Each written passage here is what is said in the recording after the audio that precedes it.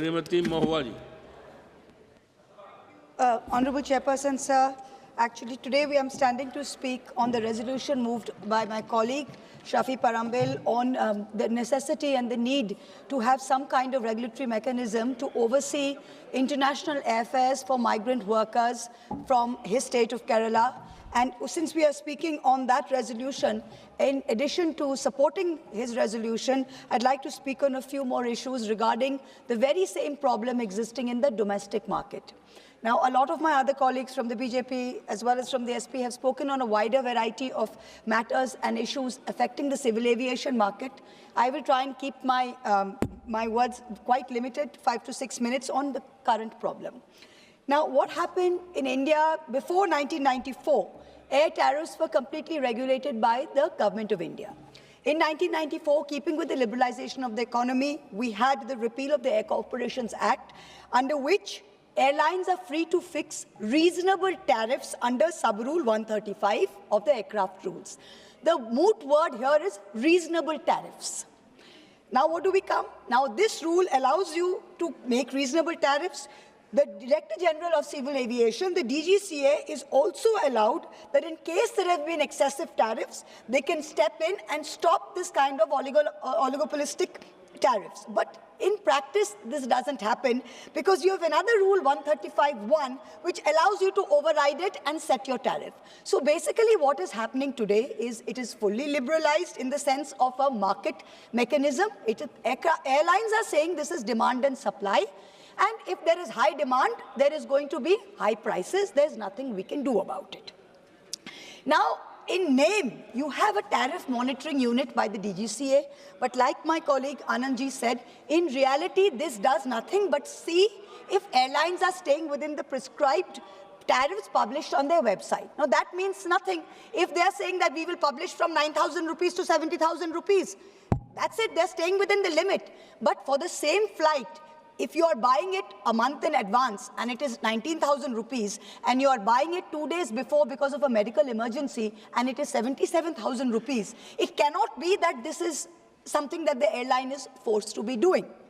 What do we see today? We see that, let us look at the numbers. We are taking great pride in the fact that India is the third largest aviation market in the world. Yes, agreed. There are 4.5 to 5 lakh travelers per day by air in India. We are proud of that. In January 25, our air traffic reached 16 crore people in India were flying. Also great.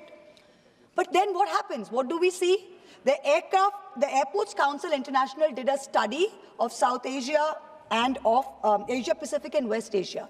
What do we see? In all these countries, the second highest increase after Vietnam in air prices, in domestic prices, has been in India. 43% increase in domestic air prices between 2019 and 2024. Now, this is something, in addition to the international pricing that affects migrant workers from all our states, the domestic market must also be looked at with exactly the same issue. Now, India is a country of many festivals. We know when these festivals are. For Durga Puja, it is going to be September, October. For Mahakumbh, every 5 years, it is going to be around January, February. We know the festivals. Every year during Durga Puja, all the flights to Calcutta, they will start at 25,000 rupees. Economy prices will go up to 50,000 rupees. Now, we have tech workers from Bengal working in Bangalore, working in Hyderabad. You don't know till the last minute whether you will get leave. You say, please buy your tickets before.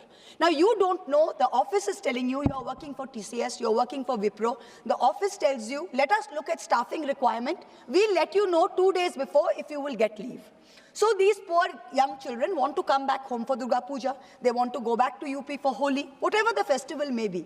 During that time, if you are having no regulation over airfares, many people are being forced not to come home during this time. Now, India is a vast country. What you can travel in 2-hour flight to Chennai. If you take the Chennai Coromandel Express from Calcutta, you're spending 2 nights on the train. So it is definitely not, we don't have any alternative. So in this case, there has to be some kind of oversight mechanism by the DGCA to look at domestic air price increases on certain routes during holiday time and during special vacation time. We are not saying, please tell the that we are going to regulate all prices at all times. Not at all. We understand this is the civil aviation industry in India that is still undergoing a loss of 2,000 to 3,000 crores annually. We understand that. But also, there is also a duopolistic situation existing in India. My colleague and dear friend, the Honorable Minister, 2 days ago said, we have not stopped other airlines from coming in. I agree, you have not stopped other airlines from coming in. But what is the reality today? You have Indigo with 60% market share, and you have the Air India group which controls Vistara, Air India Express with another 25-30%. So basically, two airline groups are controlling 90% of market share.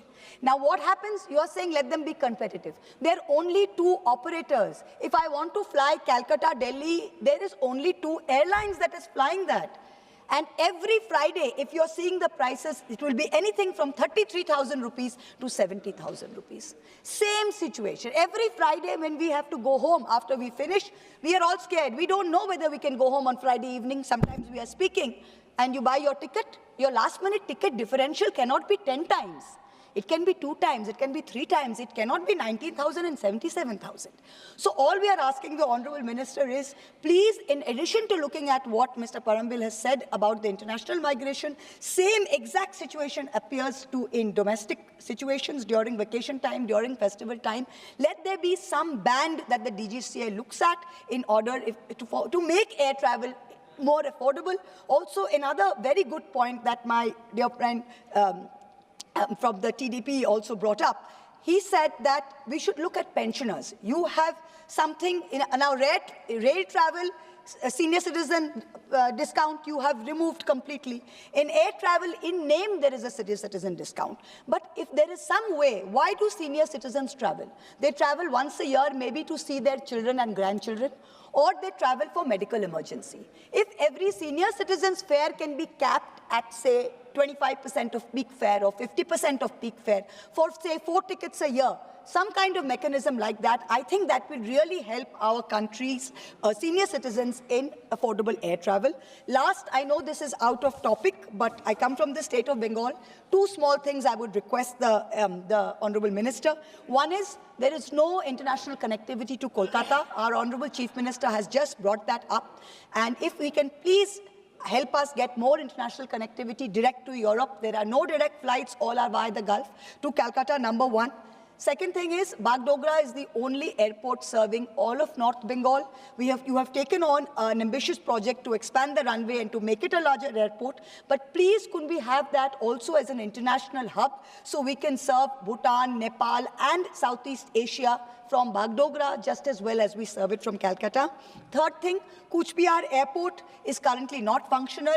If we can just have the repair works on that expedited, I'd be very grateful. Again, thank you very much for your time. Thank you very much. Thank you.